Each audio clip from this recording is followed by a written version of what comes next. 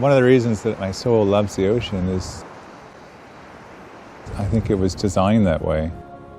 From the time I was a little child, my mother tells me I was drawing pictures of myself in the ocean, despite growing up in Detroit, 1,000 miles from the ocean. And even just today, arriving in this place and seeing the ocean, it just it felt like I had to get into the water. The water was calling. And so I think there's just something special that was put in me. I'm sure, too, that our family holidays to Florida, getting down to Daytona Beach and finding the waves and that place of real fun and excitement, and it being a very much a alien place. You look out, you can see behind us in the water, and there's the surface, and you don't know what's under there, and you want to find out what's there. So I think it's something that was really just, even from my early age, those early experiences, I just always wanted to be around the sea. And now when I get near it, I just have to be in it and around it and feel at peace and really at comfort when I'm by the sea.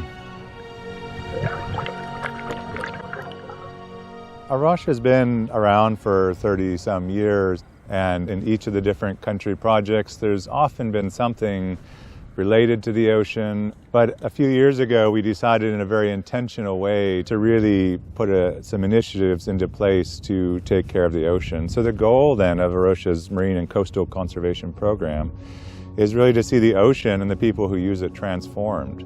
From the ocean from a place of scarcity and problems to a place of abundance and teeming. Genesis 1 talks about that, as the ocean is a place where life is supposed to abound, great creatures, big and small, and also people that use it. So there's ample provision for people if we take care of the ocean in the way that science, we know how to. Many of the things that are needed to do are simple in one sense, but also very difficult because they involve human changes. And so what we really want to see then is a transformation of these ocean ecosystems and the communities that use them to a place where people are living at peace with God, with each other, and with the ocean itself. Within our marine program, there are 4 basic strands of work that we want to do that we think when we do those in particular places where we're working, we can see some of this transformation of the oceans and of the communities that use them. And the first strand is science and conservation. So projects based around particular species that are rare or ecosystems that are struggling, and we want to be able to study those, try to contribute to their management. We're also very concerned about poverty and livelihoods, and even especially, say, here in the UK, fishing communities that perhaps wouldn't be considered poor by some standards, but are really struggling. And so we want to work with fishing communities to improve livelihoods, to reduce poverty, and to help people to sustainably use the ocean. We're also very interested in the idea of peace, peace between people and God, between each other. So we want to work with those places where there's conflict. So perhaps groups that may not get along as well as they should, we can bring them together and to beautiful places in the ocean and be able to help experience that, and maybe that can be a part of the healing process.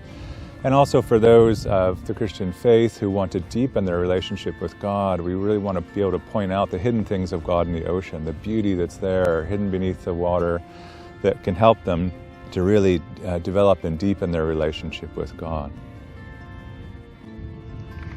In the recently agreed 2030 agenda on the Sustainable Development Goals, the ocean gets its own goal in and of itself, number 14. And under that there are many targets that identify different threats to the ocean. These are things such as ocean acidification, overfishing, fishing subsidies, pollution, and a number of different activities that are such as destructive fishing that are damaging the ocean. So often, because the ocean looks, if you look out, it just looks potentially calm, this sheet of blue, and you don't see what's happening underneath. But the oceans are really in a state of crisis. And yet many of us in marine conservation have hope. And I think especially as Christians, we have hope because God cares about it even more than we do.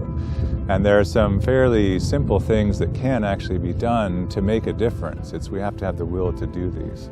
So while there's many different threats, and we can't address them all in our marine conservation program, it's too big of a problem, there's a number of things that we can try to tackle, such as the problems of microplastics. We have a project that we're beginning in France where we're looking at quantifying microplastic pollution on one of the beaches there, and then trying to get involved in local beach cleanups and really bringing to the forefront this problem of plastic in the ocean. Within Kenya, we're working with a marine protected area. Overfishing is a huge problem in that area, and marine protected areas are places where the fishing isn't allowed.